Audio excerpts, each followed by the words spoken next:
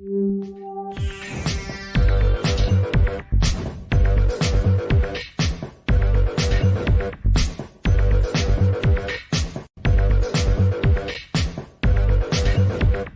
everybody, welcome to the show. You know where you are, the 9 at 9 with me, Tigo. And you know if you're sitting there right now, it's 9 o'clock in the morning Pacific time, and we have an amazing expert coming to the stage.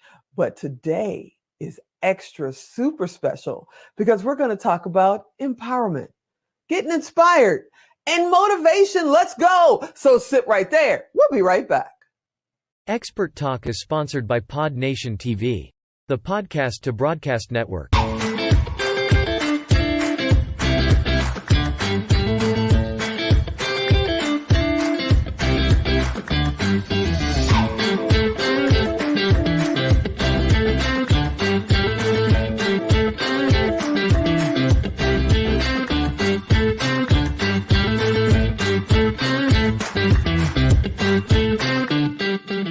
Hey everybody, welcome back. Yeah, this next young lady is all about empowerment. You know, for me, I've had a couple of best-selling, books, but she's working on number 16, I believe. Ooh, yeah, Dr. Shellie Hipsky is here, and let's rock this empowerment and get inspired, Doc. What's happening? I'm so excited to be here. I'm so excited to have you here. We had some peaks and valleys trying to pull this off, but you're finally here, and I thank you for, just hanging out a little bit. And we got this now. Okay, so I heard a little birdie told me, and I know we should probably save this for later, but it's just too good to hold on to. A little birdie told me, you're getting a Lifetime Achievement Award? Why? You're only like 25. You've not done much. I mean, you've got what, 15 bucks? Who does it? What's going on? Lifetime Achievement, congratulations.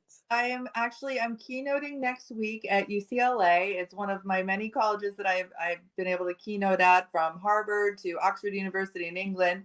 And I'm going to be at UCLA, and the Presidential Lifetime Achievement Award is being given to me by the President Joe Biden's White House. They're honoring me with that because I have done over 4,000 hours of volunteer service in my lifetime so far.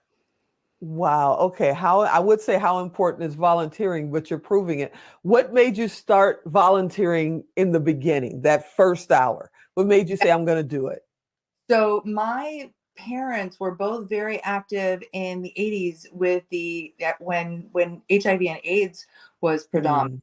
My father was a doctor. He had one of the very first AIDS patients in Akron, Ohio, in his hospital bed that he had to work with. And I remember sitting around the dinner table, Tigo, and my dad said, I took an oath to serve the needs of the patients that come into my practice. And he had AIDS, and my mother started getting very emotional. Not my dad didn't have AIDS, but the person his new patient. And my mother started emotional because she worked in the theater at the time. She ran the local theater, and a lot of the gay men that were in the theater at the time were very concerned or contracting it at this time because we didn't know that much about it. There was a lot of worry about it. But my parents both came together and we said, go do this, Dad. We came together. We helped to build Micah House there in Akron, Ohio. And wow. Since then, we would go, and my mom would take the guys out for dinner every Wednesday night, and we would make huge Thanksgiving dinners for them. And I would dress up in a little elf costume and pass out presents at Christmas time. So it really became a part of my life at a very, very young age.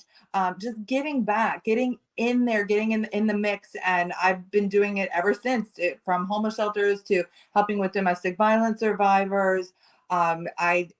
It's very much on my heart to give back. I'm very much a servant leader. Well, I want to thank you and your family because I remember the 80s very well, lost a lot of friends. Yeah. I actually remember sitting on a stoop at a brownstone in San Francisco and seeing the quilt march for the very first time. I think there were 12 patches. Then it was very small, and there were hundreds of people out there with candles, and we didn't even know what it was. We didn't know what the crowd was. And then when they went by, we saw the quilt, and that's how we knew what it was. So I want to thank you. I did back in the day. I'm a computer programmer, and I wrote computer code so that they could, back then there was no chatting, like we have now. We wrote it so they could chat through their computers back in the day. So because they were at home alone. So I totally remember, and I thank you and your family. Well, because we thank you for what you did. And it's not a death sentence anymore, which is such right. to be able to say, because there was the education and those type of things, and the medical progress. But I think that we need to consider that with the volunteering and with the giving selflessly and getting in there and not being afraid to go where there could be some danger we didn't know right. at that. But being able to do that, giving those a voice, giving them a hand, giving them somebody that felt kind of like family, that's important. Mm-hmm. That's huge. It's important today too. And I have nothing against the food drives and the turkeys and all that stuff for the major, Thanksgiving and the Christmas holiday season and all that. But people are hungry all year long. Always. You Absolutely. see them out there. I mean, tons come out for Thanksgiving. And it's like, then you come back there a couple of weeks or a month later, and it's the same core crew that has been doing it all along. And it's like, we forget that, kids have to eat when there's no school food programs. People are homeless and they have nothing to, eat or keep them warm or anything in the winter, not just in the holiday season. So whenever I meet someone like you that is truly digging deep and rolling her sleeves up, I want to say bravo. If I wasn't strapped to this chair with this mic, I would give you a standing ove, because I think it's absolutely amazing. And you didn't stop there. You also started a nonprofit, correct? My Global Sisterhood. I mean, I started it, but women around the world have really come together, pulled their resources, pulled their networks, made things happen, from our entrepreneurial school in Tanzania, Africa, to Dr. Mina, who is in Nepal, she was a Harvard researcher, Tigo, and she went back to her homeland of Nepal when there was a huge earthquake. Most of her family died. And she looked around and she saw that was huge, but also there was so many women that were not able to read. They were not able to communicate. They were not able to get jobs and provide for their families. So she has taught, Dr. Mina is one of our wonderful leaders of the Global Sisterhood, and she has taught over 87,000 women how to read and write there in Nepal. Wow. Talk about, that's an achievement. Wow, that's absolutely amazing. So I've got to ask before I get any further in, I always talk about fear. I always talk about what's stopping you. You are taking on the world. Are you afraid of anything? Oh, am I afraid of anything? Yeah, narcissists. I'm with you there, Doc. I'm with you there. Crap out of me. I love it. I love it. You have written 15 books. I have. And they're more than 10 pages in a cover, right? Yeah. Oh, yeah, absolutely. Yes. Wow. I started back, I was a tenured professor for a decade. And so I had my undergrad and my doctoral students. It was very publish or perish.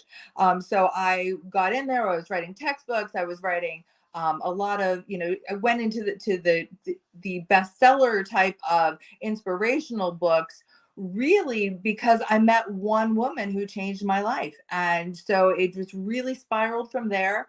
I met Clarelle Radicella, God bless her soul. She's up in heaven now, and she's one of my angels that's helping me with all of this. But there have been people along the journey that have gotten me to where I'm at, and being able to, interview over 1,000 women around the world. I've been on over 60 magazine covers at this point. Forbes, and I do a lot of different things, but it wouldn't have been possible without the amazing angels and people that have helped me along the way.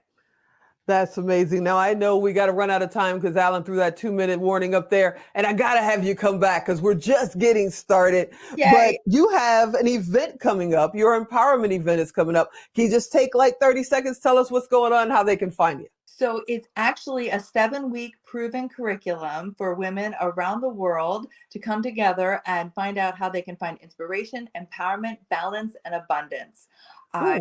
love for any woman out there that really wants to live their best life and live their dreams as far as having a business and being able to balance it with their family life to come into the Empower You Masterclass. It's the 8th cohort coming up. And how do they get in touch with you, Doc? ShellieHipsky.com. ShellieHipsky.com. You're amazing. You know, this is our 9 at 9 show. We got to have you come back. I hope you'll come back and just hang out with us again, because this is so much fun. And you are inspiring. I'm thinking millions. I'm just going to put it out there. You are inspiring millions. I thank you so much for being on. Thank you. Hey, everybody. Okay. Don't look at me like that. I got you. I know you're probably driving or you're busy at work and you didn't get how to get in touch with Dr. Hipsky. Very easy. You know what to do. Go to tigodirect.com. Type in Dr. Hipsky. Type in inspiration. Type in motivation. She's coming up. Don't worry about it. And reach directly out to her. It costs you nothing.